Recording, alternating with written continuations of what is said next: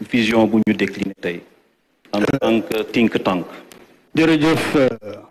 professeur Sène ma commencé di nuyu son excellence monsieur le président de la république Bassirou Diomaye Diakhar Faye di féliciter le premier ministre ak équipe bu mu àndal ci liggéey bi nga xam ne ni président moo leen ko sant depuis conseil des ministres le 9 avril bi ñu nekk ci ba indil ñu tey jii lii fi ma bëggoon doore nag mooy ñaari considération jëm ci wàllu forme bi bu njëkk bi mooy ci démarche bi démarche participative mooy li nga xam ne mooy socle gouvernance démocratique yu mel nii boo koy def te muy feeñ ci discours président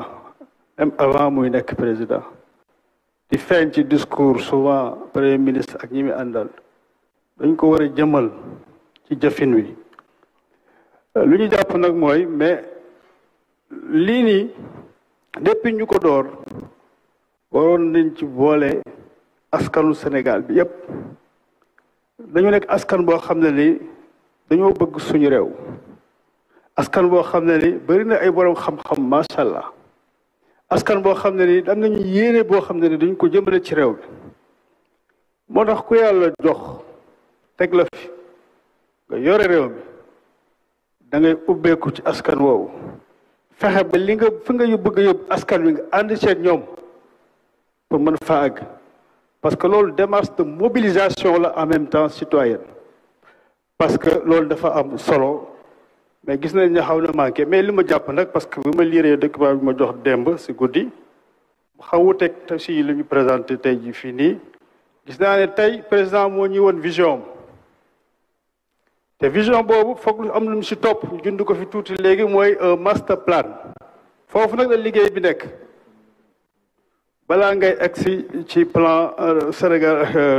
national développement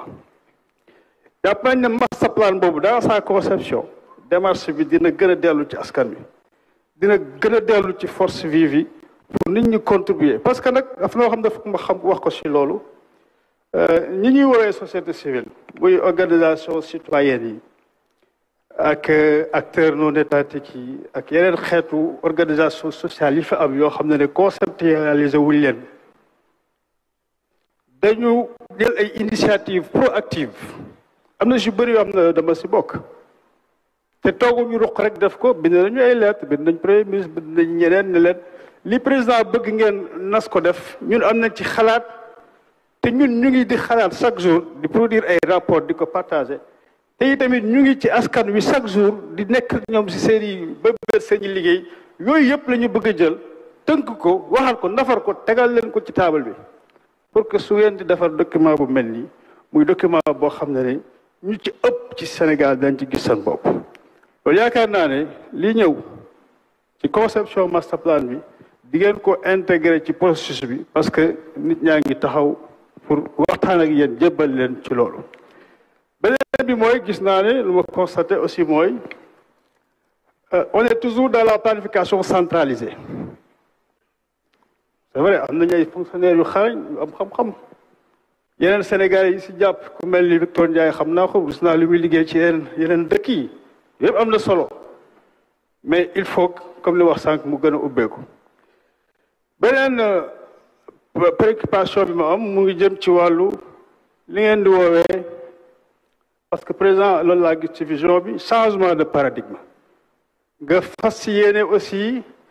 am un nouveau contrat social avec les Sénégalais à partir de cette vision bi nga ñu muy yóbbu 2050 mais changement de paradigme du wax kese dañ koy jëmal moo tax bëgg naa ngeen wax ñu ci document yi bu ngeen ko teggee ba pare ngeen génne les éléments de rupture yoo xam ne ni mën nañ ko identifier par rapport ak li fi daan def surtout par rapport ak li ñuy wax le business as usual parce que li ma gis fii on est encore dans cette économie mainstream de l'économie libérale qui guide alors que am na ñu bëri ñu ma xam ci gouvernement bi commencé ko ci premier ministre ak yeneen ministre xam naa nu ñuy xalaatee xam naa gis-gis bu ñu am quand on parle de souveraineté, quand on parle d'endogénisation, quand on parle de refondation, loolu dafa laaj liggéey bu sori bu xóot. C'est pas rek ñëw ci benn kër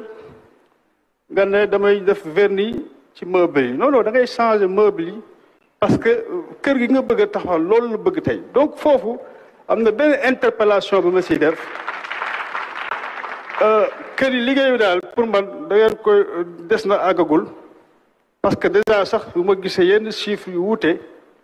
ci différentes présentations yi wala différents documents wan na ma ni am na si ba tey si fajar sax xëy na am na ñu kon di liggéey ci document bi donc jàpp naa ne kon des na liggéey bi te loolu moo may jox yaakaar que ni liggéey bi dañ ko continuer waat ak yeneen ñi nga xam ne ni fas na yéene tabbal ci seen i xalaat seen i xam-xam pour mu sotti parce que loolu la ñu war a jox ci loxo président pour ñu ànd ak moom dem fu mu bëgg a yóbbu Sénégal donc loolu mooy ay considération préalable yu ma amoon mais sinon diagnostic bi aussi am na si d'accord nañ si yu bëri mais mën na gën a xóot parce que je parle surtout sur l'axe gouvernance parce que c'est ma spécialité on n'a pas vu dans ce diagnostic aussi toutes les dynamiques citoyennes profondes qui portent ce pays, qui portent la gouvernance de ce pays, qui portent la démocratie de ce pays. Foofu le président war a teg loxoom bi parce que foofu nga mën a mobiliser citoyens yi ñu ànd ak yow c'est-à-dire dans les dynamiques transformatrices qui existent dans ce pays il faut pas les ignorer il faut pas les mettre à l'écart c'est-à-dire nga wax ne je fais une gouvernance participative mais fekk ne tu es encore toujours dans la verticalité dans la centralité après nga teg nit ñi ci à côté pour ñu xool loolu dafay laaj li may wax des mécanismes ak cadres de concertation et de participation qui doivent être institutionnalisés c'est-à-dire gis nga avancé bi ñu am ci démocratie décentralisée avec la participation qui est dans le code boobu la ñu war am au niveau central c'est-à-dire dafa war a nekk des circuits transversaux yu jógee de la base jusqu'en haut boo xam ne ni peut-être c'est le modèle de pacte d'intégrité qui doit être le modèle qui conduit à tous les niveaux processus de consultation et de gouvernance et de prise de décision am na yu bëri yoo xam ne duñ ko mën a développer fii mais li ma bëgg a fàttali rek mooy am na ay initiative yu am yoo xam ne ni lañ ci liggéey tàmbali ko teg ci ay documents te ñaar rek laa ci bëgg a wax benn bi dama ci sawar parce que président de la République bi mu nekkee candidat dafa yónni ndaw mu engagé ko ci ay organisation civile yu bëri yu boole woon seen bopp def li ñuy wax pacte pour la bonne gouvernance démocratique ci biir pacte boobu ndawam signé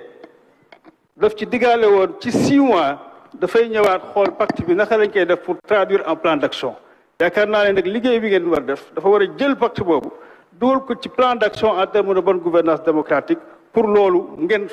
jàppale président mu respecter un engagement boo xam ne daf ko jëloon en tant que candidat donc loolu maa ngi leen di ci invité yi tamit liggéey boo xam ne ni li ñu tuddee diisoo def nañ ko fi on a reçu quand même 2 ministres maa ngi leen di gërëm muy ministre économie sociale solidaire ak ministre en charge de l'énergie des mines et des hydrocarbures ñëw nañ seet suñu waxtaan ñu jébbal leen lu ñu def bëgg nañu benn ministère yëpp ñu def ak yooyu man nag su may analyser gouvernance dafay mel ni benn tamit boo xam ne ni maay yi li si nekk mooy ñeent bokk benn bi mooy le cadre légal mooy ça nous amène aux réformes yoo xam ne ni président am nañ constitution de mais constitution bi comme ni nga ko waxee dans ton programme que ni dans votre programme excusez-moi monsieur le président de la République dans votre programme nga ne di nga def ay réformes bu pare di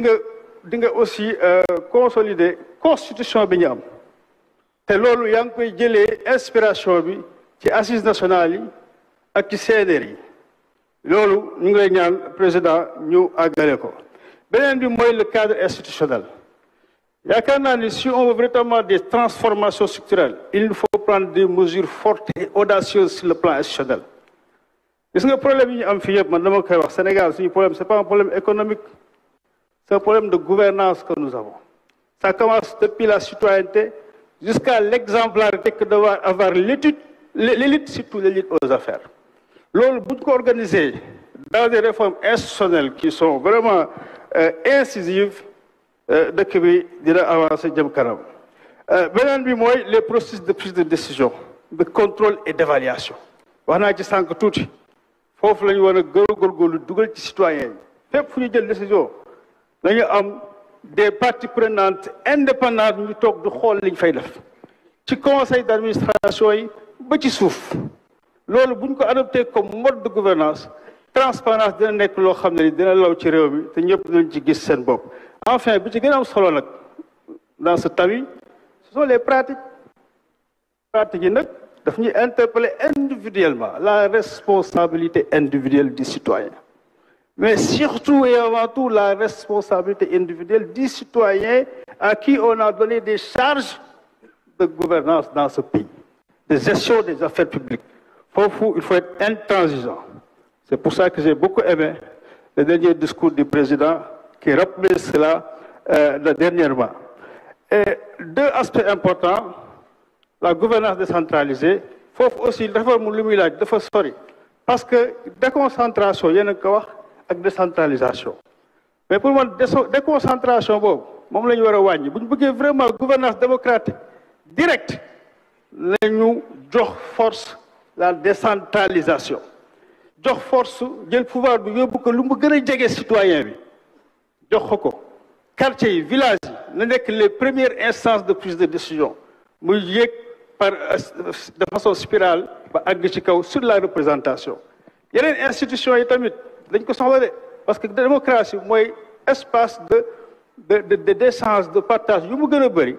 démocratie boobu gën a dëgër loolu damay pare xam naa ni professeur dama commencé yàgg maa ngi jéggalu si loolu mais finir rek un peu sur des éléments concernant la gouvernance sociale vraiment machallah merci